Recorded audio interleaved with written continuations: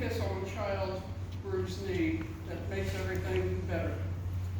I've come to the conclusion that those words just don't exist. Time seems to be the only thing that heals the hurt and the anger we feel when a loved one is taken prematurely. When we're okay. You want to keep trying? No. I gotta ask Stacy to read it for me.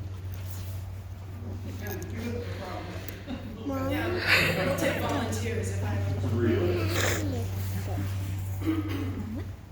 As my, excuse me. You want to try? I got it. I'm sorry. You said to put it in my throat. As my children may remember, when they were small, I simply told them that their grandparents were in heaven and would always love and be watching over them. I'm sure that other moms have similar salves to put on their children's wounds. As an adult, however, we each deal with the loved one's death differently.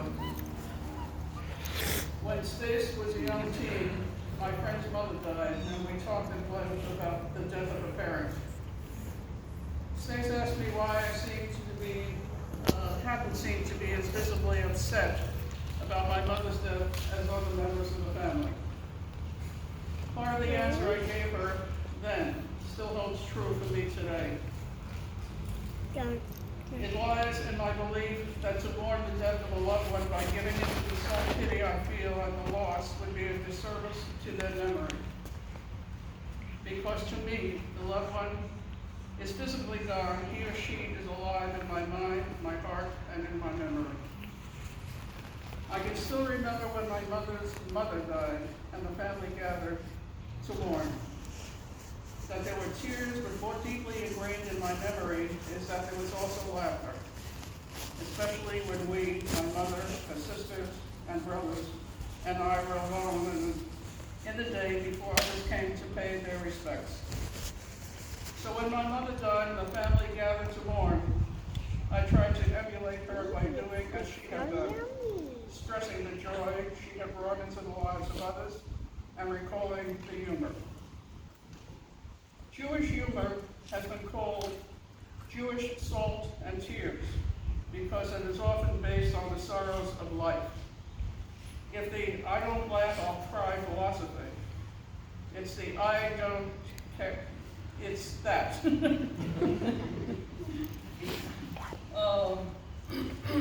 It recognizes that sorrow is as much a part of life as is joy. And when sorrow cannot be avoided, it can be conquered through humor. And that kind of humor passes on to the next generation. I remember when we came back from the cemetery after my father's funeral, my sister, talking about the landscaping, said, "Everything around our family plot is dead." It made us all laugh. I'm sure that everyone has quotes that will become a permanent part of the family folklore and that will be passed on to the next generation. With the humor remembered, the holidays become special time for celebrating the joys of the past, in addition to building the foundation of memories for future laughter and remembrance. What I'm trying to say in my meandering way is that the death of a spouse or a parent makes us painfully aware of our own mortality, as the birth of our children makes us joyfully aware of our immortality. These life and death events make us aware that the length of our lives is beyond our control, but the intensity by which we live our lives and the love, joy, and fulfillment we make part of it is entirely in our own hands. My life with Marv was filled with joy, and for that I am grateful. So as we approach the future, let me wish that your lives be filled with health and all the happiness you can squeeze in. Those feelings pretty much sum up how I feel about our coming into the world and our leaving it, and how important the memories of our loved ones and their humor are in our lives.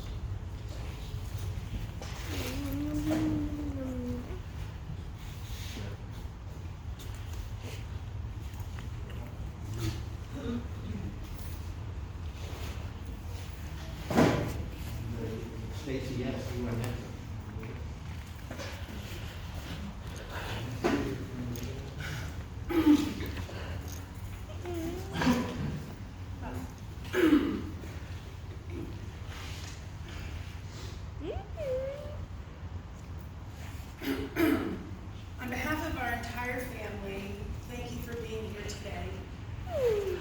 It is a testament to the life my parents built, their family. From their 3 children, 7 grandchildren, 2 great-grandchildren, 4 nieces and nephews, and other extended family who couldn't be here today, to their family of friends, they have built an amazing life. My father lived life on his terms, always. My brothers and I have been fondly sharing Marv-isms, and as my brother Paul said to me earlier this week, it's amazing how much of him is in each of us, in what we say, in what we do, in how we do. We hear it when we talk to our children, we see it when we look in the mirror, and we curse it when he was right. My dad was accomplished professionally, blessed personally, and always found joy in life. His unique perspective on the world fueled laughter, ideas, business ventures, and some famous family movies of sidewalks and a few bathroom floors. He didn't know that the camera was on.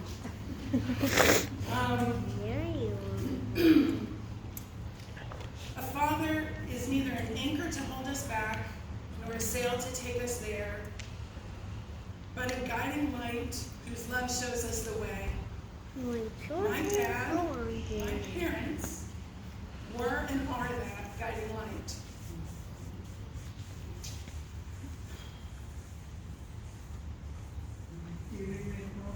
No.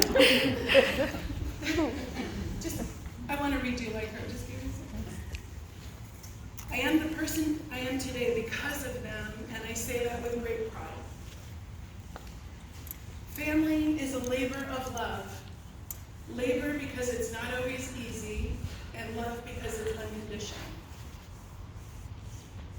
I danced on my dad's feet as a child and felt like a grown-up. As a young adult, we danced to Wind Beneath My Wings, and he was.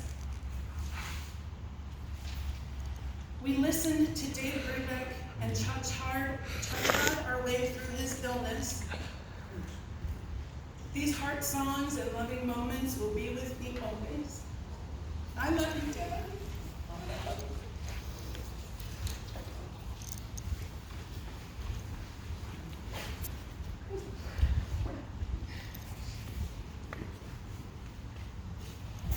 Larry will speak now. This time, he'll speak again later, but this time on behalf of his brother Paul. Yeah, so if you close your eyes, Paul and I actually sound very similar.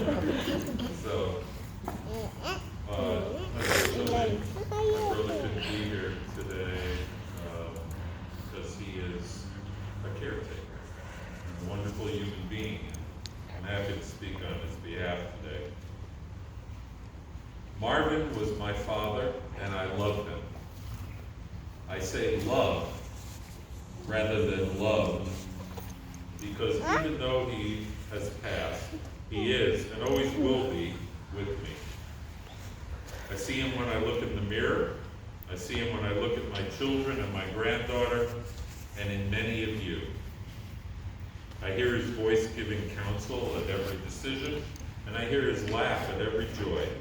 He is part of me and a part of my life, and even this passing can never change that. And as we remember Marvin and celebrate his life, I hope there is something each of you is fortunate enough to share. And I thought of what I wanted to say about Marvin, my father. A lot of stories came to mind. Some are funny, many just give a small glimpse into who he was. But what I kept coming back to are what I think are the 2 most important things that my father taught me through the way he lived. First, find your passion and pursue it. He knew who he wanted to be, what he wanted to be, what he wanted to accomplish, and he invested himself in achieving what he wanted. And he invested himself in helping those around him achieve the same for themselves. Second, share your dreams, your passions, your life with those around you. We are better, stronger, happier sharing ourselves and our lives with those around us. Marvin did not live his life alone. He was fortunate to find someone to share his life with, and without his lifelong partner, my mother Evelyn, he would not have been who he was. His life would not have been what it was. I cannot think of him and not think of her. Together they made each other better, and together they made all of our lives better. I love you, Mom. I wish I could have been there with all of you today, but I'm glad that all of you are there. Together for each other as we mourn our loss, remember Marvin, and celebrate his life.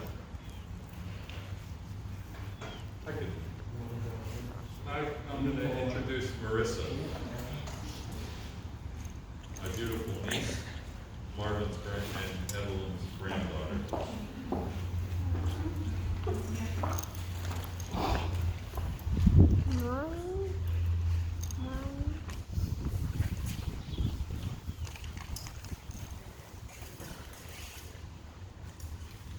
As I look around at all the people who have gathered here today for my grandfather, I'm filled with a sense of comfort that he was and is loved by so many people. It's a testament to the great man that he was. He was many things to many people, but to me, my brother, and my cousins, he was an amazing grandfather. So amazing that he made every one of us feel like his favorite grandchild. Yesterday, my Uncle Larry asked my cousin Simone and me, do you know who his favorite grandchild was?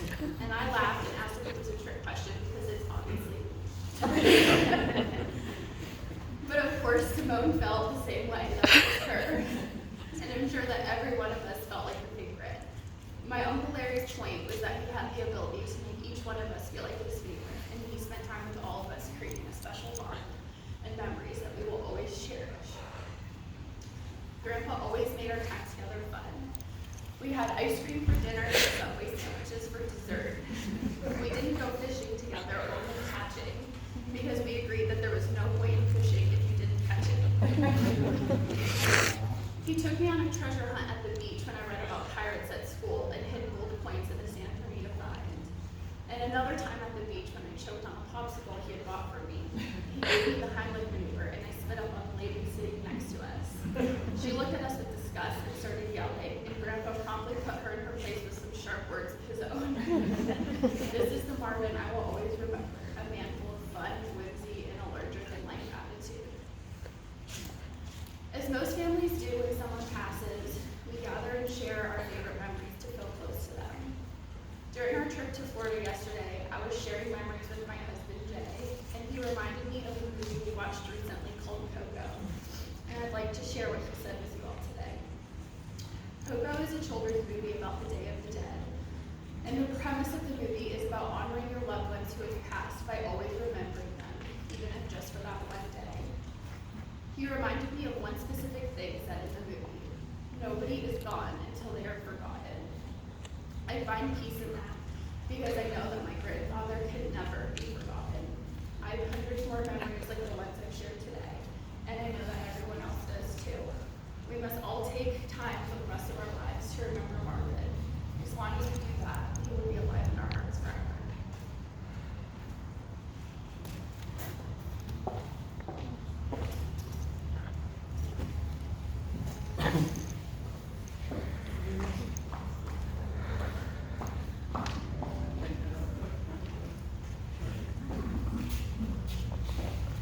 Hello again.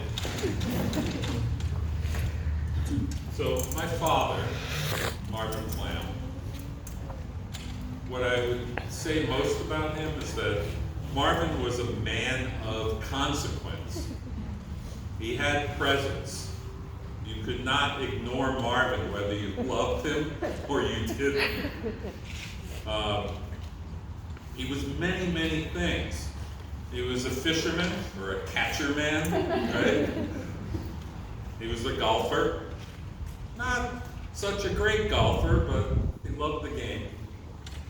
He was a huge Yankees fan and a big baseball guy. He used to play baseball with my brother and I when we were kids, but he was never as good a player as my mother. We couldn't beat her, but we could beat him. He was very much a Michigan man. If you knew Marvin, and you all do, go blue, right? I mean, he was all about Michigan. He was a businessman. He was a wonderful artist. I don't think he talked a lot about it, but he started out his college career at Brooklyn College before he went to Michigan to be a commercial artist. And he was very good at it. He was a traveler. I mean, Mom, you're going to write that book of all the travels that the two of you took. He was a storyteller. We all knew that. Marvin could spin a yarn. He was a Kentucky colonel. He is a Kentucky colonel. He still owns 1 square inch of land in Kentucky. Look it up, Kentucky colonel, it's a big deal. Especially for a skinny kid from the Bronx. But not only was he a Kentucky colonel, he was a Tennessee squire as well. Just don't tell the people in Kentucky about that. Marvin was a Stevenson Democrat and a Goldwater Republican. That's true. Yeah. Him and my mom, they used to have these amazing debates. I remember as a kid, I thought the world was going to come to an end after the 1960 election. And I like to give him crap about the fact that he voted for Nixon 3 times. He was also an amazing architect, very well respected in his career, won awards, designed all kinds of crazy stuff. The thing about the architecture, it speaks to a lot of who he was. Because to be a great architect, and I do love the prairie design of the casket, you need to be part artist and dreamer, and you need to be part engineer and project manager. And that's exactly who Marvin was. That's who my dad was. That's what he taught us. All of those things. Paul talked about the dreaming and the passion. But, you know, the man also, he liked to be in charge, and he knew exactly how to dissect it. My favorite quote that speaks to him is, "I can explain it to you, but I can't understand it for you." I can explain it to you, but I can't understand it for you. And if you know Marvin, you know exactly what that means. He did not suffer fools gladly. So Paul mentioned 2 lessons that he learned. I want to talk about 2 lessons that I learned. The first thing is that, and to the grandchildren especially, he taught us this more than anything in his life. Never fear failure. Never fear failure. He was a very successful man in his career, in his life, in his marriage, his family. But like all of us, he had his valleys, if you will. And he never was afraid of that. He was not a glass half empty or glass half full guy. He was a where's the faucet? He was just going to go fill it and the heck with it, right? So what else was Marvin? He was a son, he was a brother, he was a husband, a father, a brother-in-law, a father-in-law, an uncle, a cousin, a grandfather, great-grandfather. The second lesson that he taught me was family. Family is the most important thing.